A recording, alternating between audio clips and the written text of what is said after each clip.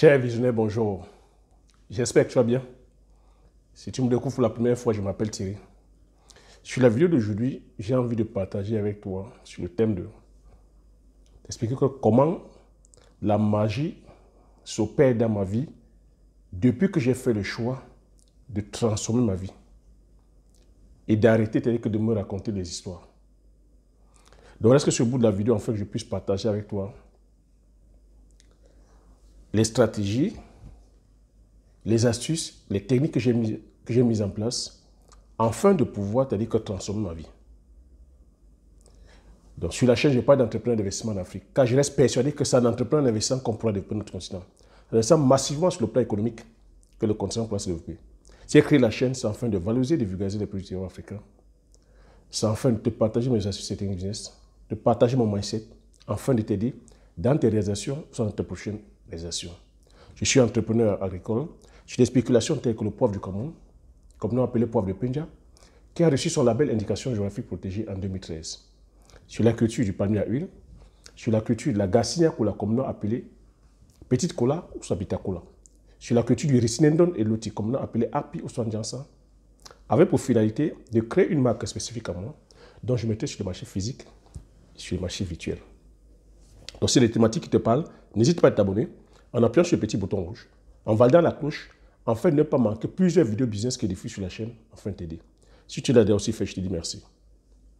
Donc, sans plus tarder, je vais me lancer dans le vif du sujet. Le thème, c'est voilà comment la magie s'opère dans ma vie depuis que j'ai fait le choix de transformer ma vie et d'arrêter de me raconter des histoires.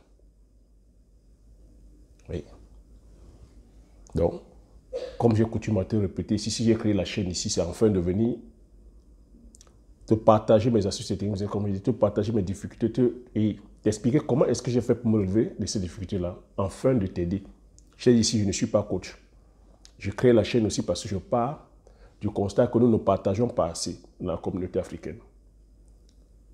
Je viens aussi, comme je t'ai dit en préambule, mettre les produits du terroir en lumière. T'expliquer aussi ma trajectoire. Te dire comment une personne lambda comme moi, partie aussi, te dire que voilà, d'une situation très modeste, comment je suis en train de faire mon chemin. En aucun moment ici, il est question de te dire que je suis arrivé ou que je suis... Non. Justement, c'est l'erreur qu'il ne faut pas commettre. Je n'ai pas aussi voulu te dire que voilà, atteindre les sommets pour venir te dire, t'expliquer plus tard comment est-ce que j'ai fait. Parce qu'il faut comprendre que dans la vie, ça fait partie des leçons. Ce n'est pas la destination qui compte. Ce n'est pas l'arrivée qui compte. Mais c'est le voyage qui compte. C'est le cheminement qui compte. L'enseignement ici, peu importe l'objectif que tu veux te fixer, peu importe la mission que tu veux te fixer, ce n'est pas le but, ce n'est pas la destination qui est important, c'est le voyage, c'est le processus. Donc c'est pour ça que je me permets de te raconter mon processus, parce que c'est le voyage. Le voyage peut prendre 2 mois, le voyage peut prendre 6 mois, le voyage peut prendre 1 an, le voyage peut prendre 10 ans, le voyage peut prendre 20 ans. Le voyage peut même prendre toute la vie. Donc tu vois qu'il sera aberrant pour moi atteindre la destination pour venir te raconter comment le changement, comment la magie est en train de s'opérer dans ma vie. Donc il est plutôt intelligent, pendant le voyage, d'expliquer comment la magie est en train de s'opérer pour que tu vives cette magie-là avec moi. Et je le dis parce que, une fois de plus, il faut comprendre que nous n'avons pas le contrôle sur l'univers. Donc c'est pour ça qu'il faut faire les choses. Donc comment est-ce que la magie est en train de s'opérer? Je suis en train de t'expliquer. Je suis une personne lambda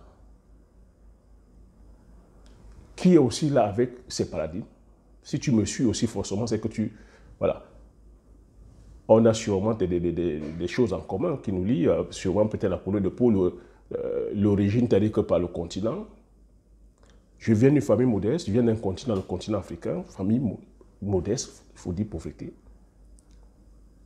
Avec mes paradigmes à moi, que tu m'as dit ici, je suis né. Et depuis l'âge de 13 ans, Je suis orphelin de père et de mère depuis l'âge de 13 ans. Vous voilà, tu peux déjà voir dans les circonstances. Bon, grâce à la solidarité africaine, voilà, j'ai été parrainé, élevé par mes oncles et tantes. Toute la gratitude. Les événements faisant aussi, vous voyez qu'on est la famille nombreuse, il faut dire, n'ayant pas assez de moyens aussi, ils ont fait ce qu'ils avaient à faire. Les événements faisant, arriva ce qui arriva, n'avaient plus les moyens de pouvoir me payer les études. J'ai arrêté les études en classe de première, passant en classe de terminale, étant avec un bulletin de notes de 5e de la classe, je passais en classe de terminale. Mais faute de moyens, pour des raisons que ne me demandez pas, moi dans ma tête, je pouvais dire dans ma tête de jeune qu'il y avait des moyens en ce moment. Je ne comprenais pas pourquoi. Je ne comprenais pas pourquoi, c'est-à-dire que voilà, mes parents, puisque je dis mes oncles, ont arrêté de me payer les études. Vous voyez, ça c'est... Je suis en train de dire que raconter les histoires, c'est dans ce paradigme que j'ai grandi. Voilà, j'ai arrêté mes études, faute de moyens. Vous voyez déjà que l'argent, pour moi, la relation avec l'argent, ça commence à cogiter comme faute d'argent, je n'ai pas pu continuer. J'ai grandi dans un environnement où voilà, je n'ai pas envie de te faire le film. C'est la misère qu'on voit autour de nous. C'est la pauvreté à l'extrême. Pauvreté mentale, on entend des fois dire que pauvreté mentale. Et Dieu sait que moi je vous dis ici que la richesse, c'est la connaissance. Ce qui m'a fait, ce qui a apporté la transformation dans ma vie, je vous le répète à chaque fois, c'est mon grand-père. C'est mon grand-père qui a fait le travail sur le plan mental. C'est lui qui, à chaque fois, qui faisait le travail sur le plan du développement personnel. Il m'éduquait dans le sens de développer mon être. C'est à travers tel que c'est fait, et c'était un monsieur pieux, quelqu'un d'honnête, de droit, de discipliné. C'est en le côtoyant, c'est en l'écoutant. C'est en écoutant les connaissances qu'il me mettait à chaque fois dans la tête. C'est ça qui a fait en sorte que je commence à changer de paradigme. C'est ça qui a mis en moi, c'est-à-dire que voilà, cette rage, cette envie de travailler, l'amour du travail, la discipline, l'honnêteté.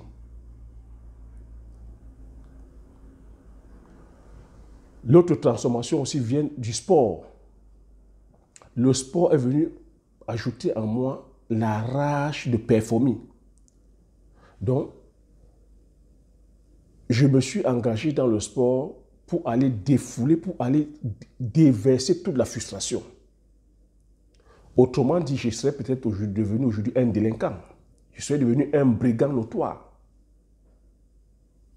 Je me serais laissé aller aller fréquenter, aller suivre les mauvaises fréquentations.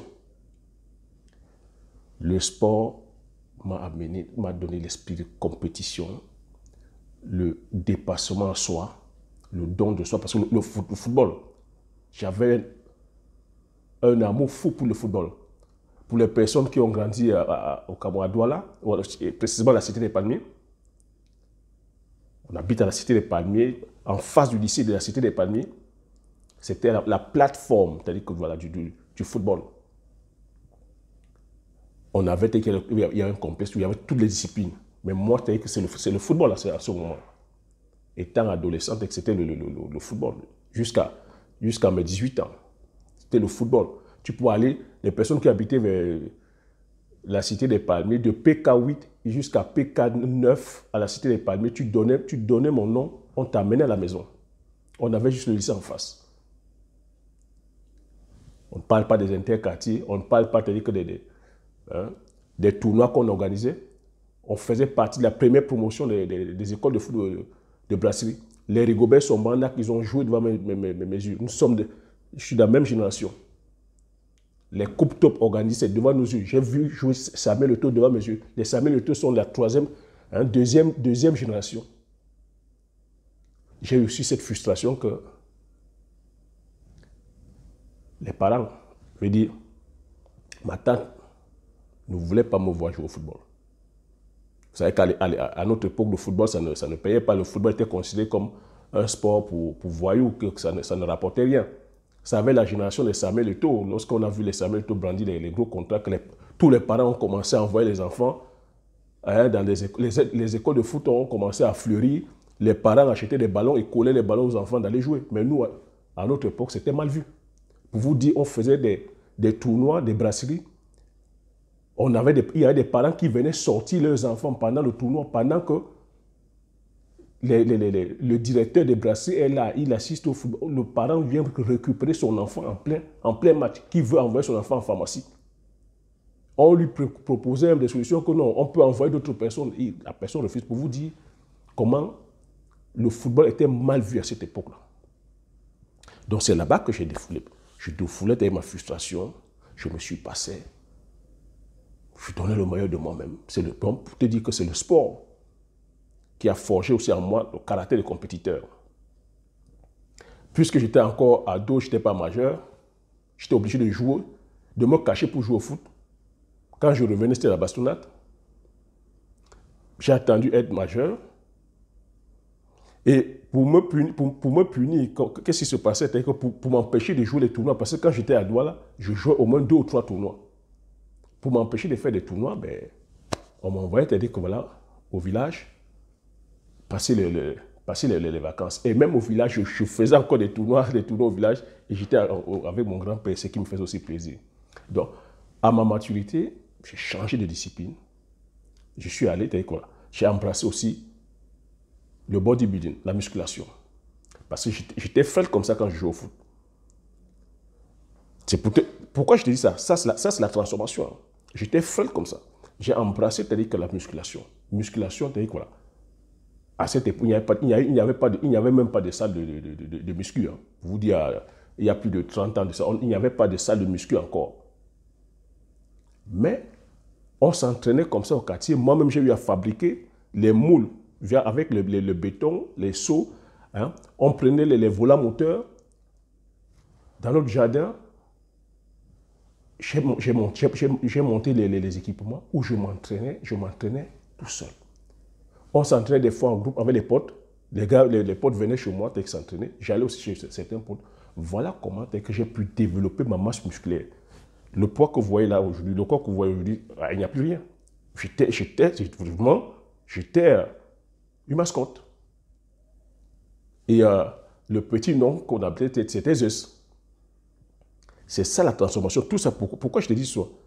Tout ça avec une volonté de toujours me surpasser. Lorsque je suis allé aussi en muscu, j'ai commencé à faire. J'avais des performances excellentes. Et pour te dire que prendre 1 gramme de muscle, ce n'est pas de la rigolade. Prendre 1 gramme de muscle, il faut transpirer. Pourquoi je te relate cette partie-ci? Parce que c'est cette partie-ci qui me forge mon caractère. Le sport, c'est-à-dire que m'a forgé le caractère de compétiteur. Et pour te dire que pour performer, c'est-à-dire qu'en sport, pour prendre 1 gramme de muscle, il faut transpirer. Ça demande de l'effort. Ça demande la discipline, ça demande d'être discipliné, ça demande que je m'entraîne tout le temps. C'est là-dedans que c'est dans le sport que je me suis forgé la discipline. À la Cité des Palmiers, pour les personnes qui connaissent la Cité des Palmiers, je voulais dire à la Cité des Palmiers, au lycée des Palmiers, c'est le complexe. J'avais des amis basketteurs, j'avais des amis judokas, j'avais des amis karatékas, des boxeurs. On faisait tout ça en plein air à la Cité des Palmiers. Pendant que je faisais ma muscu, j'ai réalisé le groupe des karatékas, je faisais du karaté. Quand j'étais en classe de seconde, j'avais que mon ami qui était champion du Cameroun et champion d'Afrique en judo. Il m'a fait intégrer le club de judo. J'étais au club de judo de la Elf, en Dokoti. Donc, voilà comment, à travers le sport, je me suis forgé un caractère. J'ai complètement zappé les histoires où je pouvais me raconter que non, ou de zapper, subir mes circonstances. Donc, c'est le sport et le mindset, le développement personnel, inculqué par mon oncle, et par mon grand-père autant pour moi, qui m'a permis de fuir mes circonstances. Je n'étais plus là en train de cogiter à chaque fois que je suis orphelin. Ah, je suis pauvre. Ah, je n'ai pas. Mais j'étais plutôt en train, par le sport m'a apporté cette confiance en moi. Parce que quand je fais mon sport et je vois comment mon corps se développe. Donc j'avais mon esprit qui se développait et j'avais mon corps qui se développait. Et tout ça, c'était quoi? Grâce à mes efforts personnels. Donc ça m'a apporté une certaine confiance en moi. Et autour de moi, régnait le respect. Quand je jouais au foot, j'étais adulé. Tout le monde voulait me voir jouer dans son équipe. Lorsque je suis allé faire la muscu, c'était la même chose. C'est-à-dire que vu le corps, j'avais le respect, j'imposais le respect. À la Cité des Palmiers, tu ne pouvais pas toucher même à un de mes amis. Encore moins que mes frères ou mes soeurs ou mes cousines ou mes cousins. Il y avait le respect. C'est comme ça que j'ai arrêté de me raconter des histoires. Je veux aussi relever que j'ai commencé à travailler. Et je n'ai pas voulu tenir compte de mes circonstances. J'ai dit, je me suis imposé le challenge de dire, je pagne pendant 2 ans. Toujours avec l'optique de quitter ces circonstances-là. Parce que le challenge que je me suis donné,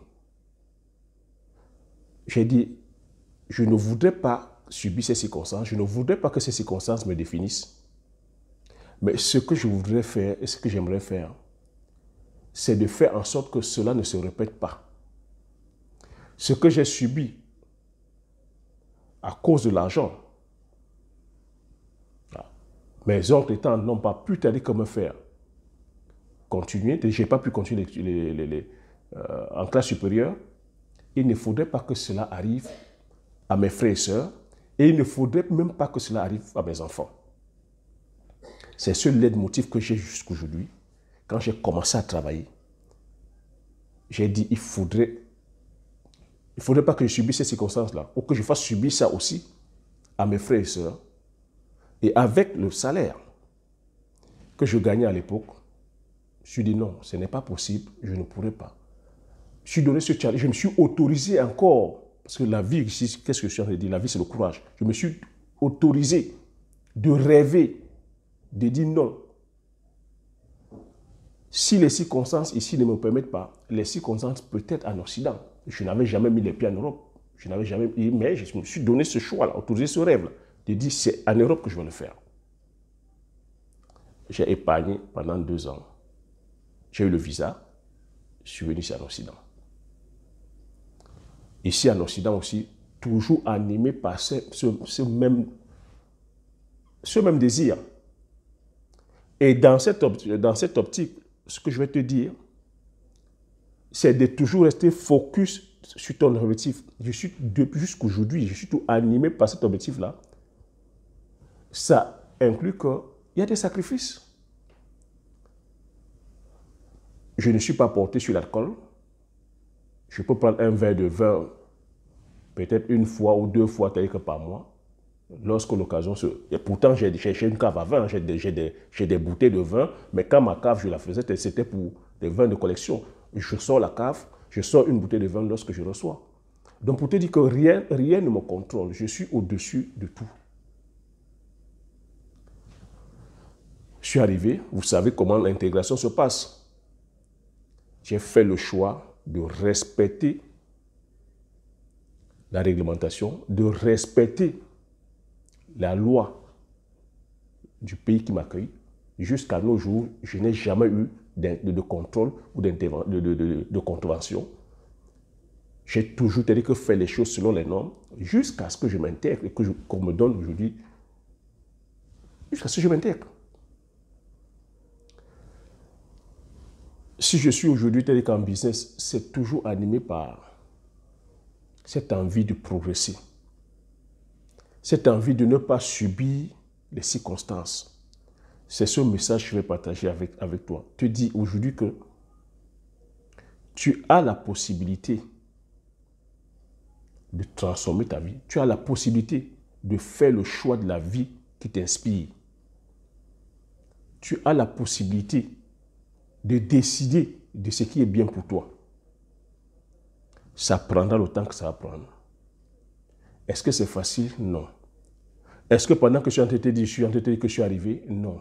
Je te dis que c'est le cheminement, c'est un voyage.